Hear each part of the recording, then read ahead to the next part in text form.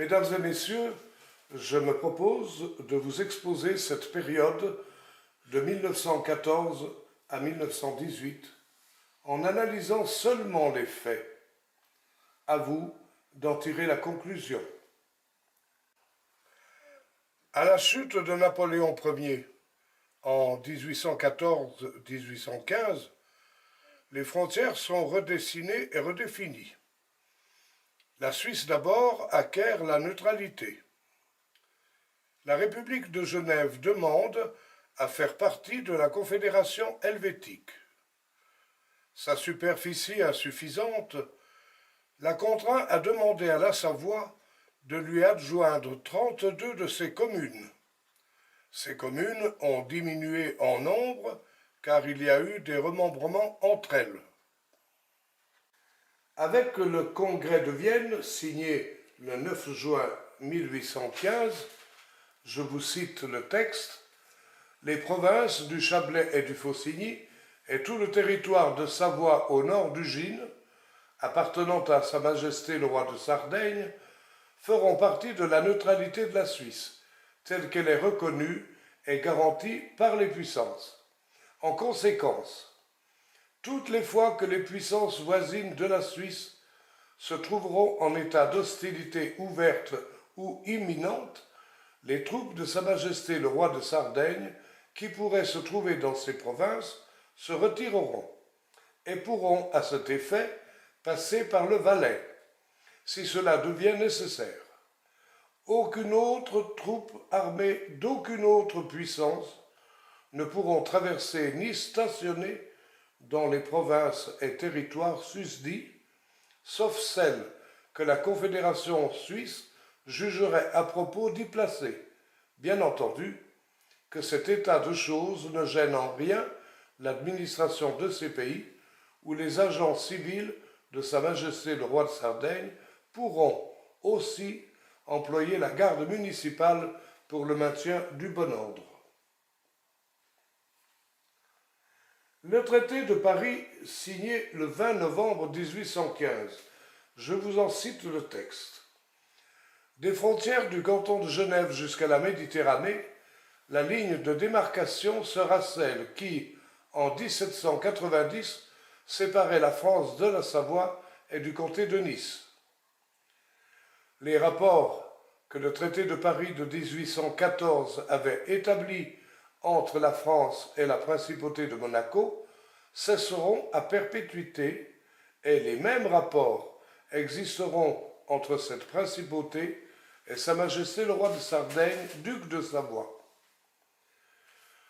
La neutralité de la Suisse sera étendue au territoire qui se trouve au nord d'une ligne attirée depuis Ugine, y compris cette ville, au midi du lac d'Annecy par Faverges jusqu'à l'Echerenne et de là au lac du Bourget jusqu'au Rhône, de la même manière qu'elle a été étendue aux provinces du Chablais et de Faucigny par l'article 92 de l'acte final du Congrès de Vienne.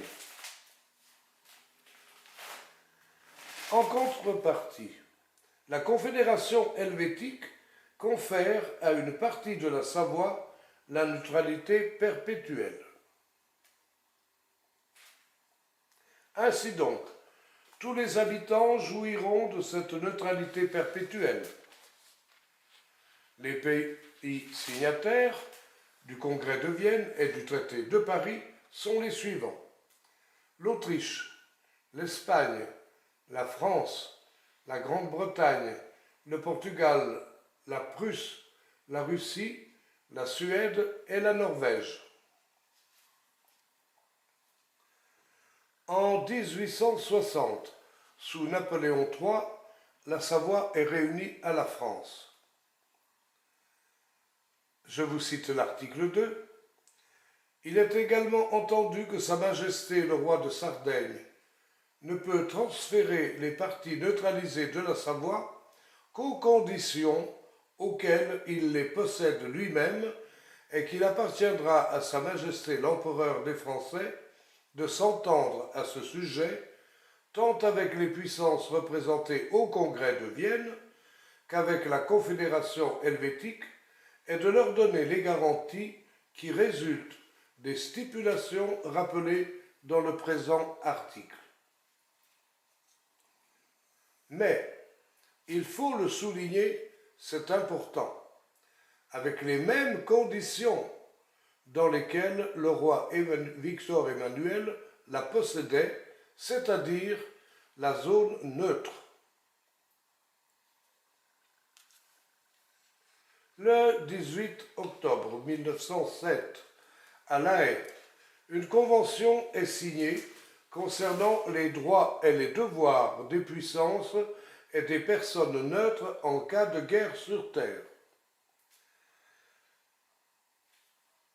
Il est interdit, à l'article 2, je cite, « Il est interdit aux belligérants de faire passer à travers le territoire d'une puissance neutre des troupes ou des convois, soit de munitions, soit d'approvisionnement. » Je cite l'article 4, « Des corps de combattants ne peuvent être formés ni des bureaux d'enrôlement ouverts sur le territoire d'une puissance neutre au profit des belligérants. »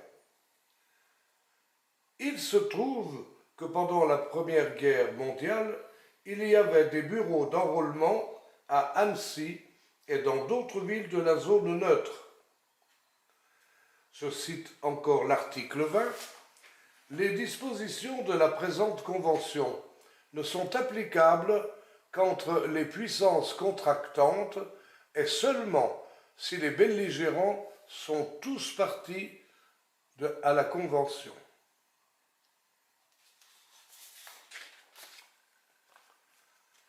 La convention de La Haye est signée par 31 pays, dont la France, qui est signataire le 7 octobre 1910. Or, le 2 août 1914, la République française a réquisitionné tous les hommes et les jeunes pour les envoyer à la guerre en abandonnant les femmes, les enfants et les vieillards dans les campagnes et les montagnes alors que nous étions en pleine moisson. D'autre part, elle a consigné 3 jours avant tous les permissionnaires dans leur quartier, sachant bien que s'ils partaient en permission en zone neutre, ils ne reviendraient pas. Donc, c'est un non-respect de l'article 4 de la Convention de La Haye.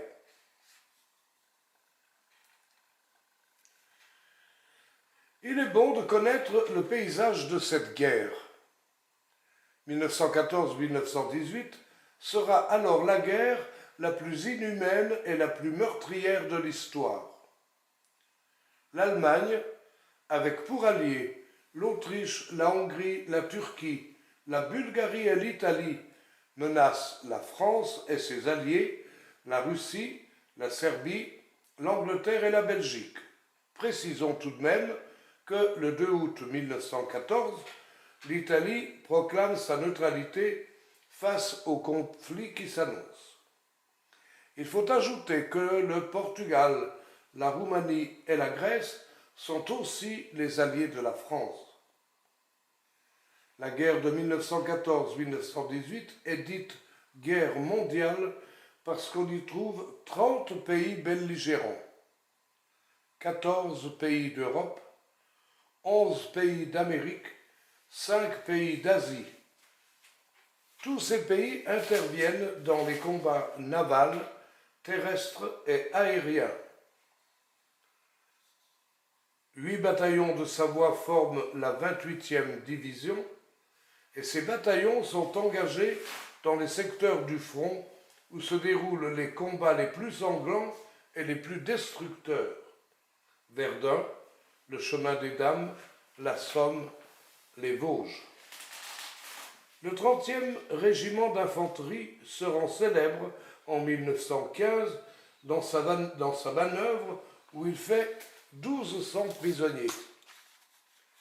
Le 97e régiment d'infanterie, ainsi que les Diables Bleus, appelés par les Allemands, s'illustrent dans les combats des Vosges et en Italie à Caporetto en 1917. on dénombre au 11e batailleur de chasseurs alpins 1431 tués. Au 13e bataillon de chasseurs alpins, 1368 tués. Des millions de tués, de disparus, de blessés, des millions d'autres victimes par voie de conséquence, les blessés, les mutilés, les prisonniers, les veuves et les orphelins, qu'on appellera les pupilles de la nation. Sans compter, par-dessus le marché, la grippe espagnole qui fera une hécatombe. Et attention 1, 2, 3. Après le populicide de la Révolution, ses horreurs, ses tanneries de peau humaine et ses déportations, les massacres et les souffrances des ouvriers, le camp de Condenny, la Commune, le désastre de 1870, arrive la guerre de 1914-1918. 1914, c'est la mobilisation générale. Dans les premiers jours de la guerre, la France paysanne fut atteinte de plein fouet par cet appel aux armes. Aussitôt la déclaration de guerre, 30% de la population active masculine est retirée en quelques jours des usines et des champs. Sur les 5 200 000 actifs, c'est entre 1 500 000 et 2 millions qui quittent leur ferme, et cela dans les premiers jours du mois d'août, en pleine moisson. On se demande d'ailleurs pourquoi le gouvernement républicain procédait si soudainement à cette levée en masse, puisque par ailleurs il croyait, comme la plupart des têtes pensantes de l'époque, que le conflit ne durerait que quelques mois. N'oublions pas aussi que lors des premiers mois de la guerre, l'équipement du soldat français était constitué entre autres d'un simple képi et d'un pantalon rouge Garance, datant de la fin du XIXe siècle, cela maintenu par la volonté des députés républicains en souvenir des grandes heures de la Révolution. La cavalerie chargeait les lignes ennemies à cheval, le sabre au clair, alors qu'en face, les Allemands avaient déjà des tenues camouflées, un casque et des mitrailleuses, positionnés en première ligne, alors que nous y mettions notre infanterie. Parti pour Berlin, la fleur au fusil, et dans le plus complet désordre, les paysans français furent rapidement victimes d'un des plus grands massacres du XXe siècle, qui se révélera particulièrement riche en la matière. En 1918, après 4 ans de furieuses batailles et d'atroces boucheries, 3 millions de paysans sont mobilisés, soit 60% du recensement de 1910, et quand le 11 novembre 1918 survint l'armistice, il y avait 1,5 million de morts. Anatole France dénonçait lui-même ce système en ces termes. La honte des républiques et des empires, le crime des crimes sera toujours d'avoir tiré un paysan de la paix dorée de ses champs et de sa charrue et de l'avoir enfermé entre les murs d'une caserne pour lui apprendre à tuer un homme. Ces guerres souvent plus idéologiques qu'utiles coûtèrent 7 invasions, de plus en plus ruineuses et déchirantes. Mais le maintien d'une année de plus dans la guerre révélera les buts cachés du conflit, la destruction de la monarchie autrichienne. L'historien Pierre Bécquat mit en évidence l'escroquerie de cette union sacrée en rappelant cet épisode. Si les poilus avaient su qu'ils faisaient la guerre pour cela, et ce fut dans ces conditions que la République fit massacrer 1 million d'hommes de plus pour en arriver à perdre la paix et, par le traité de Versailles, à jeter les bases d'une nouvelle guerre. Jacques Bainville en fit la prophétie. En 1917, il y eut des mutineries, de véritables héros, oui, nous disons bien des héros, ont été fusillés. Voici dans quelles conditions. On les envoyait à l'attaque, après leur avoir promis une permission. Ils en revenaient après avoir perdu leurs copains, et la promesse était oubliée. Il fallait recommencer le lendemain, et puis encore les jours suivants, inlassablement, envoyer les maris, les fils, les frères, les cousins et les oncles au carnage. Toujours nos fantassins face aux mitrailleuses allemandes, canons chargés à mitraille et gaz destructeurs, qui se... Finalement, les malheureux survivants, voyant que miséricorde se perdait et qu'on se moquait d'eux, se mutinèrent. De 1914 à 1919, la République a traité les blessés comme s'ils étaient pis que des galériens. Des boiteux, des blessés de la face, du ventre, des trépanés étaient brutalement renvoyés au front et s'entendaient dire « Quand vous y serez, vous vous ferez évacuer !» Il fallait des hommes. Des prisonniers à leur tour passèrent en conseil de guerre, comme étant suspects de s'être rendus. De 1919 à 1940, et même ultérieurement, les blessés de guerre ont été traités comme du bétail. Nombreux sont ceux qui ont été dépouillés au passage de certificats d'origine de blessures et autres pièces qu'ils n'ont pu récupérer. On leur marchande un pourcentage d'invalidité comme un morceau de sucre en temps de disette. De grands blessés qui traînèrent leur misère durant plus de 50 ans n'ont même pas et n'auront jamais la Légion d'honneur réservée à des chanteurs, banquiers, comiques ou serviteurs du régime. Pensons à la vie que fut celle de tous ceux qui survécurent, handicapés ou non, ne pouvant retrouver les fonctions d'avant le conflit et pensant chaque nuit à leurs copains râlant dans les tranchées, emboués, ou mourant, ignorés de tous, abandonnés.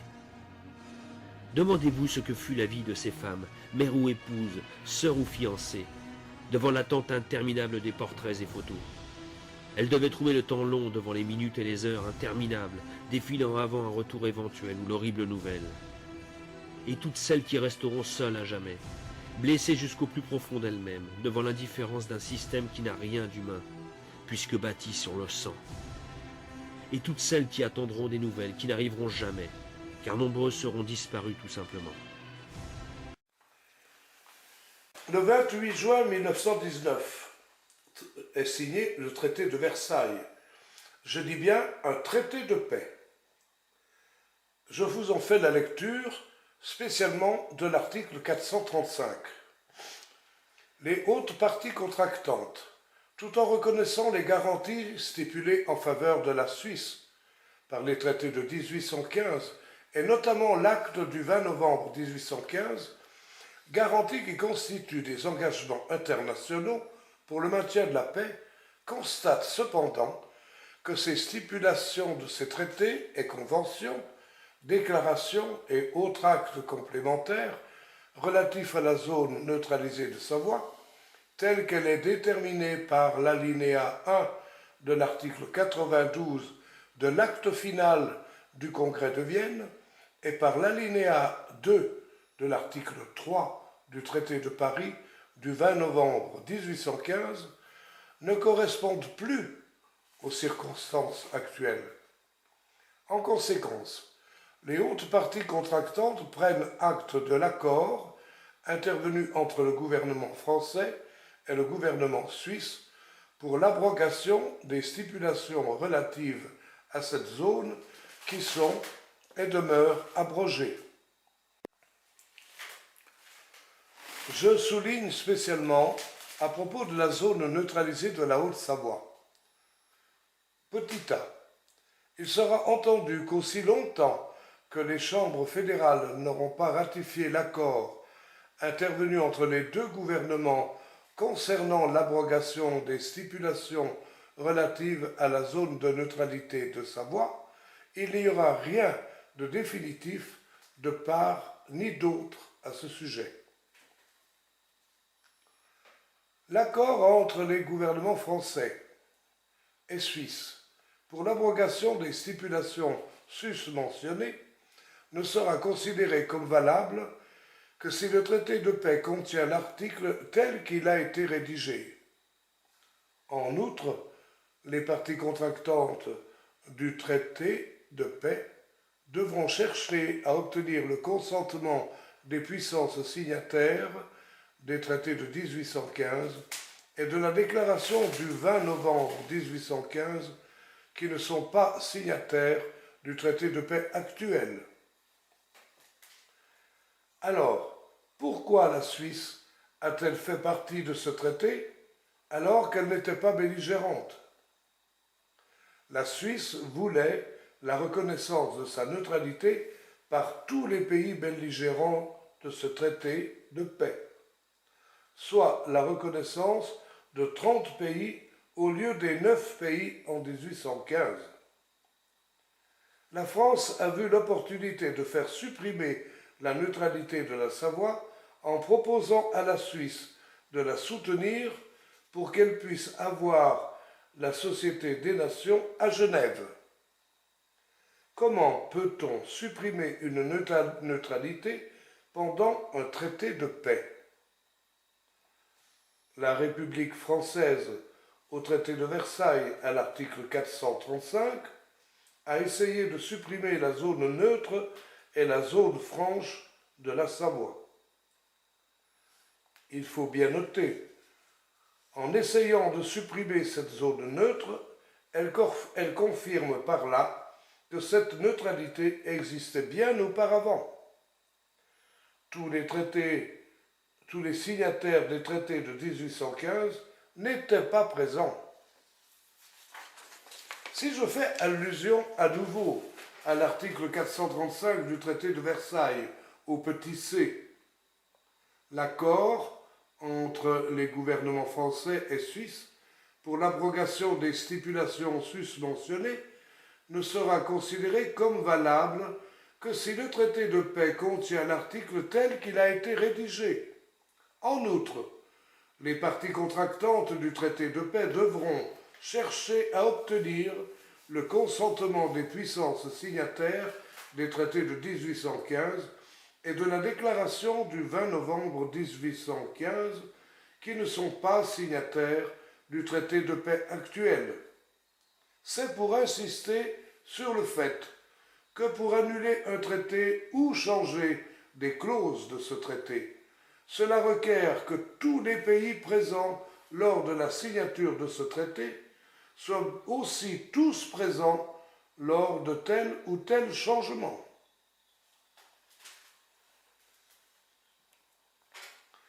La liste des pays signataires sont les suivants: l'Autriche, l'Espagne, la France, la Grande-Bretagne, le Portugal, la Prusse, la Russie, la Suède et la Norvège. Les pays présents au traité de paix en 1919, les États-Unis d'Amérique, l'Empire britannique, la France, l'Italie, le Japon, la Belgique, la Bolivie, le Brésil, la Chine, Cuba, l'Équateur, la Grèce, le Guatemala, Haïti, les Diaz, le Honduras, le Libéria, le Nicaragua, le Panama, le Pérou, la Pologne, le Portugal, la Roumanie, l'État serbe, croate, slovène, le Siam, la Tchécoslovaquie, l'Uruguay et l'Allemagne. Les pays manquants en 1919, l'Autriche, la Russie, la Suède, la Norvège et l'Espagne. Je fais une parenthèse. Pour la commémoration du 11 novembre en Savoie, il serait plus juste d'écrire sur les monuments aux morts, morts à cause de la République française et non pas morts pour la France. Au défilé de la victoire, on disait que chaque chasseur alpin était encadré par 2 morts qui marchaient avec eux. En conclusion, à la suite de tout cela, nous pouvons constater que la neutralité de la Savoie est toujours en vigueur, mais non respectée. En décembre 2010, un député au Grand Conseil de Genève a déclaré publiquement à Albertville que tous les traités sont toujours en vigueur sur le site officiel de la République de Genève. La République française, donneuse de leçons, a demandé à la Russie de respecter les traités internationaux concernant la Crimée, alors qu'elle-même ne respecte pas les traités internationaux qu'elle a signés.